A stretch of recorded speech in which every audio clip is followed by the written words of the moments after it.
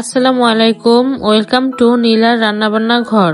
আজ আপনাদের সাথে শেয়ার করব লইট্টা মাছের ফ্রাই। কক্সবাজারের লইট্টা মাছের ফ্রাই এই মুখরোচক খাবার। আশা করি আজকের রেসিপি আপনাদের কাছে অনেক ভালো লাগবে। তাহলে চলুন দেখে নিই কিভাবে তৈরি করব। প্রথমে এখানে দুইটা বড় সাইজের লইট্টা মাছ নিয়েছি আর মাছগুলো ছোট ছোট পিস করে কেটে নিয়েছি। এবার এই মাছগুলোর মধ্যে মশলা অ্যাড করব।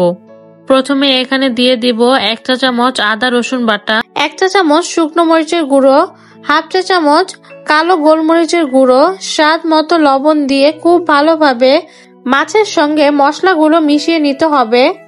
আপনারা চাইলে এই কাজটি হাতের সাহায্য করে নিতে পারেন। ভালোভাবে মিশিয়ে নেওয়া হয়ে গেছে। এখন এইভাবেই ম্যারিনেট করে রেখে দিব 20 মিনিটের মতো। 20 মিনিটের মধ্যে মশলাটা খুব ভালোভাবে মাছের মধ্যে চলে যেতে পারবে।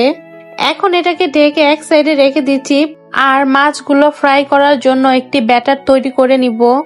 এর জন্য এখানে প্রথমে দিয়ে দিব 3 টেবিল চামচ ময়দা। এখানে চেষ্টা করবেন ময়দাটাই ব্যবহার করার জন্য।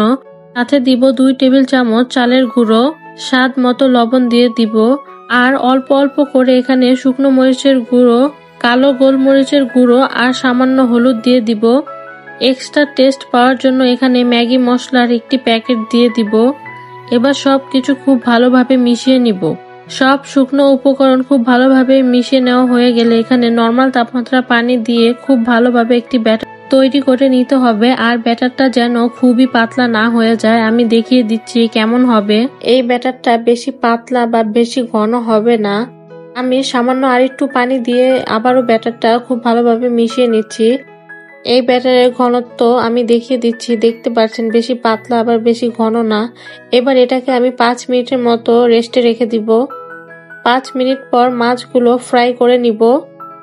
এইদিকে মাছগুলো আমি প্রায় 20 মিনিটের মতো রেস্টে রেখে দিয়েছি আর এই ব্যাটারটাকেও 5 মিনিটের মতো রেস্টে রেখে দিয়েছি। এবার এখান থেকে এক পিস করে মাছ নিয়ে ব্যাটারের মধ্যে দিয়ে খুব ভালোভাবে আরেকটি চামচের সাহায্যে মাছের মধ্যে কোট করে নিব আর এইভাবে সবগুলো মাছ নিয়ে ভেজে নিতে হবে। মাছগুলো ভেজে নেওয়ার জন্য প্রথমে কড়াইতে সামান্য পরিমাণ তেল দিয়ে আমি মিডিয়াম আঁচে গরম করে নিয়েছি। এখন সবগুলো মাছ একটি একটি করে তেলের মধ্যে দিয়ে দিব আর মাছগুলো দেয়া হয়ে গেলে উল্টিয়ে পাল্টিয়ে খুব ভালোভাবে লালচে করে ভেজে নিব। তাহলেই হয়ে যাবে কক্সবাজারের জনপ্রিয় খাবার লইট্টা মাছের ফ্রাই। চেষ্টা করেছি আপনাদের সাথে খুব সহজভাবে লইট্টা মাছের ফ্রাই রেসিপি শেয়ার করার জন্য। তাহলে আমার আজকের এই লইট্টা মাছের ফ্রাই কেমন লেগেছে তা লাইক, কমেন্ট, শেয়ারের মাধ্যমে জানাবেন এবং এরকম আরো নতুন নতুন সহজ রেসিপি পেতে আমার চ্যানেলটাকে অবশ্যই সাবস্ক্রাইব করবেন। আমার ভিডিও নোটিফিকেশন সবার আগে আপনার কাছে চলে যাবে, এর জন্য পাশে থাকা বেল আইকন বাটনটি অন করে দিবেন।